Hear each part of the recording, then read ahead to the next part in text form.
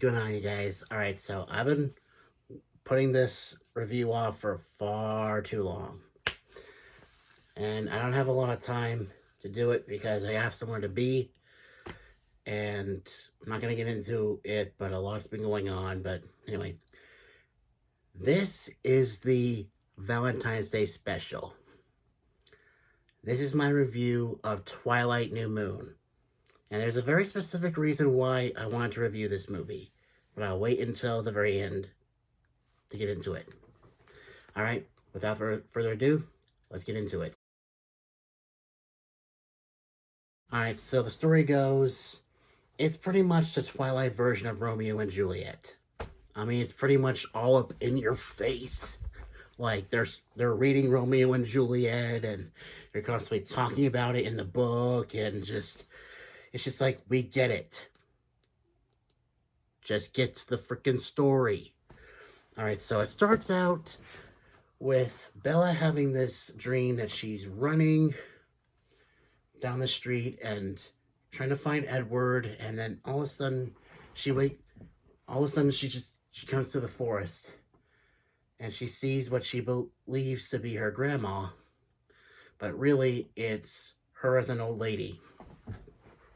Because her biggest fear is getting older while Edward is staying the same age. And honestly, valid. But anyway, it turns out to just be a dream. And it's her 18th birthday. And when she goes to the Cohen's house later that night, there's an incident with Jasper. She gets a paper cut. And Jasper pretty much loses control.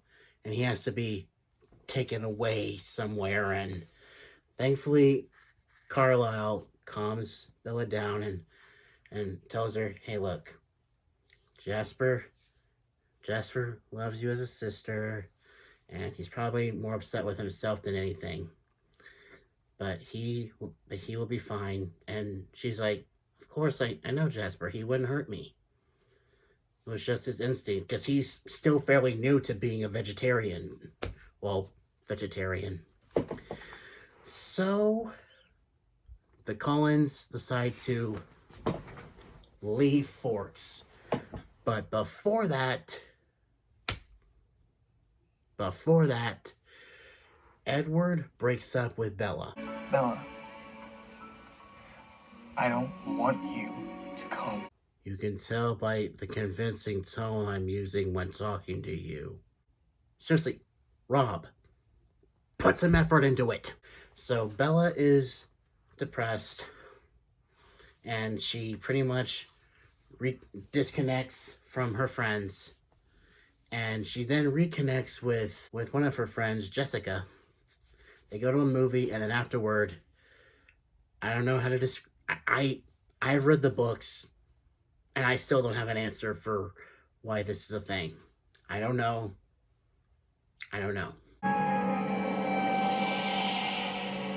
Keep walking. All these years later, I still don't have an answer. I really don't. But anyway, this only happens when she's in danger. So she enlists Jacob's help fixing up an old motorcycle so she can put herself in danger so that she can see Edward. Then after a disastrous, outing with Jacob and Mike, after everyone just bails, which if you read the books, it's explained why, because those bikers that she was tempted to go talk to, yeah, because of that incident, Jessica pretty much paints Bella as this mentally unstable wackadoo, which, I mean, she kind of is, but anyway, because of that, the only person from that friend group that wants to be around Bella is Mike, who she actually says when rambling that her and Mike actually broke up and want to be friends. And spoiler alert, they get back together in the next one, but that's not for the next one. That's not until the next one. Okay, back to the review. Anyway, so it goes very wrong when Bella and Jacob are about to kiss, and then Mike ruins it. And then Jacob goes off on Mike, and then he runs off and does his own thing. Turns out he's a werewolf. And when she confronts him about it, well, I didn't have time to get the full scene because, time. And also, copyright. But Jacob changes his appearance. Cut your hair off?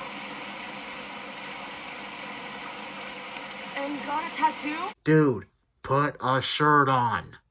Seriously, you're making the rest of us look bad. He basically tells Bella to piss off, and then she's depressed again, and then she goes out into the clearing in the forest and comes across Laurent from the first one.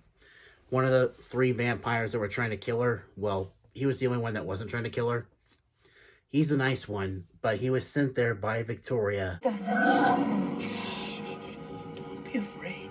I'm doing you a kindness. For a nice guy, he kind of scares me in this one. Even when he's threatening her, he's still a nice guy. Like, he can tell that Bella is depressed. He wants to put her out of her misery. I can't stand this, but the werewolves come and kill Laurent. I get that he's a vampire, but still, he's a nice guy. What the hell? And then, as soon as Bella puts together that Jacob is a werewolf, she goes to see him, and then she gets into an altercation with one of the other werewolves, and then, well, just watch. Holy shit, he's a furry! Then after a while, Bella and Jacob reconnect, and then at some point... Alright, let's just talk about the most toxic elements of this book, of this movie. For me. You won't stay with me any other way. And well, this comes back to bite her in the ass. Because after Jacob saves her and brings her home, Alice shows up. And she can see the future. And she told Rosalie why she was going back to Forks. Rosalie tells Edward Bella jumped off a cliff. And Edward, distraught, calls Bella's house while Jacob is still there. And Jacob answers, and because someone in Jacob's family died, and Charlie, Bella's dad, is arranging a funeral for said friend. And he takes the opportunity to be like, oh no, Charlie's not here. He's arranging a funeral. Hang up. First of all, asshole. Asshole. He's one of my favorite characters, but he's an asshole in this movie. What the hell, Jacob? Why? You couldn't just tell him, oh, Charlie's not here because he's helping the Clearwaters arrange a funeral. What? I'm getting ahead of myself. So, hearing that, Edward decides to go to the Volturi in Italy, because they were in Brazil, Rio de Janeiro. And he goes to the Volturi and says, kill me. And luckily, Alice takes Bella to Italy, keeping her updated through her visions.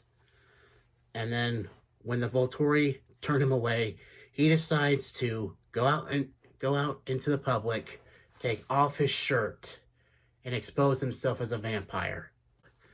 Obviously, Bella stops him like, stop, I'm here. Oh, Edward. And then Edward tells the Volturi, your services are no longer needed. And it leads to a complete and total blowout where they're fighting, and leads to one of the most unintentionally hilarious acting choices from Kristen Stewart. No, please! Okay, what even is That's overacting and underacting at the same time. Make up your mind, Kristen. Make up your mind. You are an Oscar-nominated actress, and this is what you went with?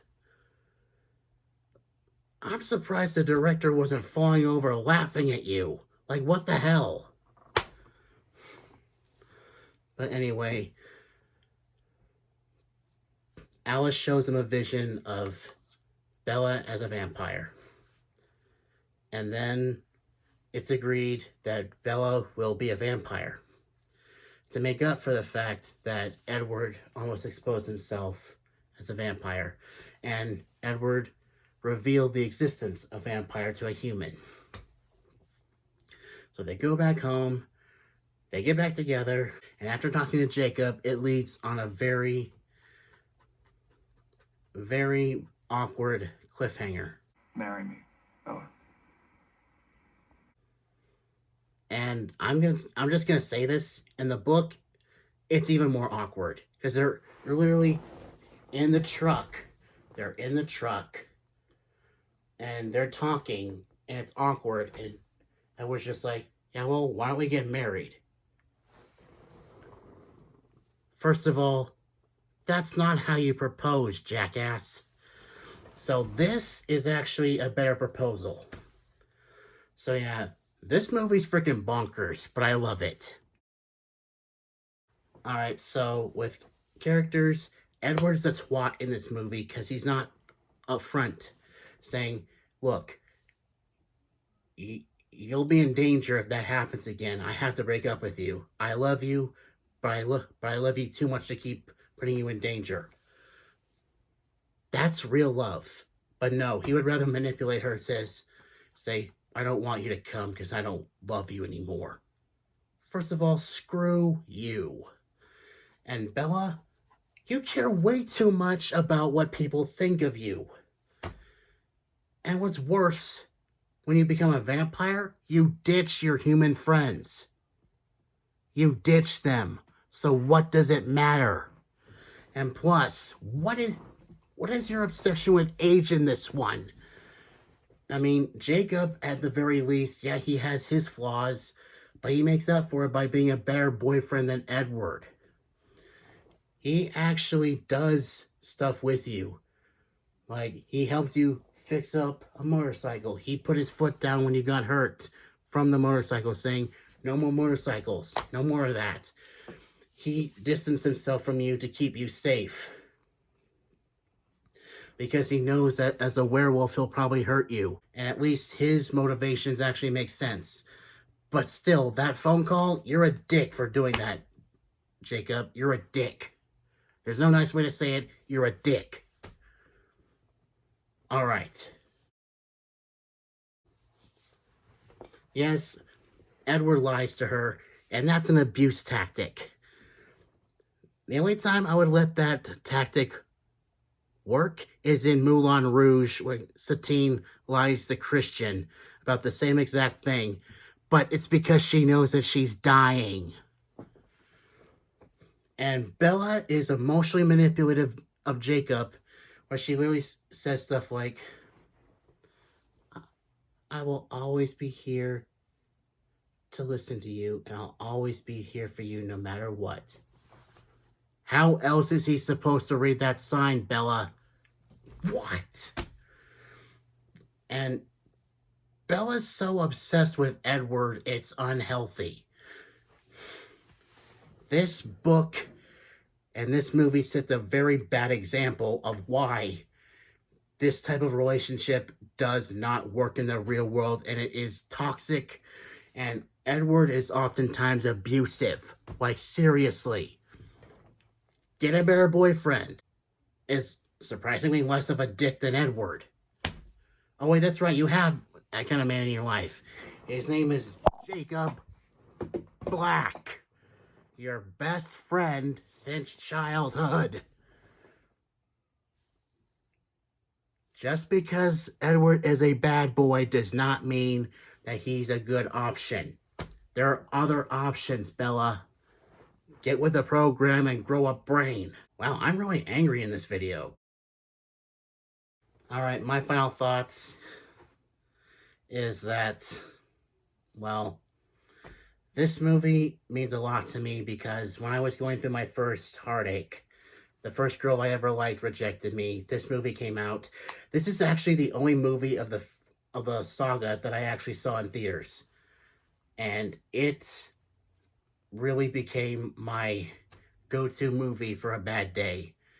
And I felt for Jacob.